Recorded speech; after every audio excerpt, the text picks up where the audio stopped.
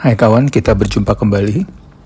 Beberapa waktu yang lalu, channel Fox News di Amerika Serikat mengetengahkan sebuah berita mengenai peringatan dari Apple untuk para customernya untuk tidak tidur di dekat iPhone pada saat sedang di-charging. iPhone harus berada jauh dari tubuh dan pada tempat yang berventilasi dengan baik, yang apabila situasinya sangat rawan dapat menimbulkan kebakaran karena iPhone menghasilkan panas yang tinggi yang dapat memercikan api pada saat di-charge. Berita ini jadi mengingatkan saya akan sebuah artikel di Harvard Business Review di tahun 2018 yang dalam terjemahan bahasa Indonesianya menjadi terlalu dekat dengan smartphone akan mempengaruhi kecerdasan Anda oleh para peneliti dari Harvard University. Di dalam penelitian yang dilakukan, mereka ingin mengetahui apakah smartphone dapat mempengaruhi kemampuan kognitif manusia. Kemampuan kognitif adalah keterampilan berbasis otak yang diperlukan untuk melakukan tugas apapun dari yang sederhana hingga yang paling kompleks. Dalam 2 percobaan di laboratorium, hampir 800 orang menyelesaikan tugas yang dirancang untuk mengukur kapasitas kognitif mereka. Dalam satu tugas, peserta secara bersamaan menyelesaikan soal matematika dan menghafal huruf acak untuk menguji seberapa baik mereka dapat melacak informasi yang relevan dengan tugas sambil terlibat dalam tugas kognitif yang kompleks. Dan pada tugas yang kedua, peserta melihat sekumpulan gambar yang membentuk pola tidak lengkap dan memilih gambar yang paling melengkapi pola tersebut.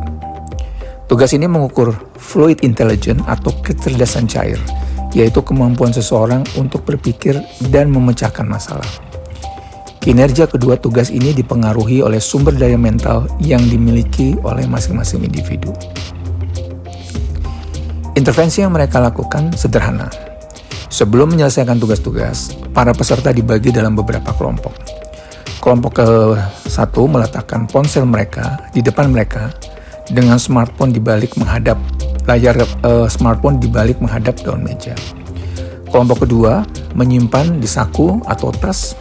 Dan kelompok ketiga meninggalkan smartphone mereka di ruangan lain. Yang terpenting, semua ponsel telah menonaktifkan peringatan suara dan getaran sehingga peserta tidak dapat diganggu oleh notifikasi apapun. Dan hasilnya sangat mengejutkan. Individu yang menyelesaikan tugas-tugas saat ponselnya berada di ruangan lain memiliki kinerja terbaik, diikuti oleh mereka yang meninggalkan ponselnya di saku. Di urutan terakhir adalah mereka yang ponselnya ada di meja mereka dan yang sangat jelas menunjukkan penurunan kapasitas kognitif individu. Kecil namun signifikan secara statistik, yang hasilnya setara dengan dampak dari kurangnya tidur. Kawan, kapasitas kognitif ini sangat penting bagi kita untuk membantu kita belajar, bernalar, dan mengembangkan ide-ide kreatif. Juga penting bagi kemampuan kita untuk berpikir dan memecahkan masalah. Namun dalam derajat tertentu, smartphone telah merampas perhatian kita.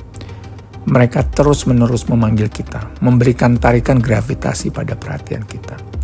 Dan smartphone sudah menjadi seperti candu, di mana upaya untuk memblokir atau menolak tarikan ini berdampak buruk dengan merusak kemampuan kognitif kita. Seperti orang yang sedang sakau. Otak kita berfungsi bukan hanya untuk berpikir, tapi juga yang tidak kalah penting adalah meregulasi semua organ tubuh kita. Memastikan tarikan nafas yang ideal ke dalam paru-paru setiap menitnya, detak jantung yang konstan, kemudian mengingatkan kita untuk makan ketika kita mulai merasa lapar, dan lain-lain. Dan dengan banyaknya fungsi yang harus diregulate, adanya kecanduan dan pengalihan pada otak dapat membuat semua fungsi tubuh tidak berjalan dengan baik. Belum lagi, perubahan perilaku yang biasanya muncul seperti suka menunda-nunda, susah konsentrasi, tidak sabaran, mager atau malas gerak, dan penyakit-penyakit perilaku lainnya.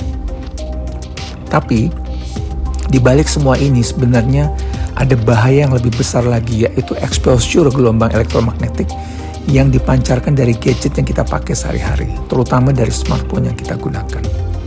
Sebagaimana yang telah disampaikan pada beberapa episode yang lalu, apabila gelombang elektromagnetik seperti Wi-Fi dan GSM memapar kepala kita dalam kurun waktu yang cukup lama, dapat membuat blood barrier di otak kita terbuka dan membuat segala jenis racun yang ada di dalam darah kita bisa melenggang kangkung masuk ke dalam otak, yang juga dapat membuat fungsi otak kita mengalami penurunan performa yang mengarah ke berbagai penyakit seperti Alzheimer dan lain-lain. Bahkan walaupun tidak sering-sering dipakai buat menelepon, smartphone bisa mempengaruhi aura tubuh kita apabila terpapar dalam kurun waktu yang cukup lama dan dapat mempengaruhi bioenergi tubuh dan bahkan DNA kita. Apabila bioenergi tubuh kita mengalami kemunduran, maka akan menimbulkan reaksi berantai, dimulai dari vibrasi tubuh yang mengalami kemunduran, yang pada akhirnya dapat mempengaruhi pH tubuh kita menjadi acidity yang membuat semua parasit dan mikroba negatif di dalam tubuh kita yang selama ini dorman menjadi aktif dan mulai membuat gara-gara yang pada akhirnya menimbulkan berbagai macam penyakit di dalam tubuh. Tubuh manusia adalah sebuah anugerah yang telah diwariskan oleh para leluhur kita. Darah, daging, dan bahkan DNA. Kita adalah kulminasi dari seluruh kehidupan para leluhur kita. Jika tubuh ini disejajarkan dengan semesta, ia adalah mikrokosmos, jagat kecil. So, sebagaimana ajakan dunia untuk menjaga dan merawat bumi, kita juga harus melakukan hal yang sama dengan tubuh kita, sang mikrokosmos ini.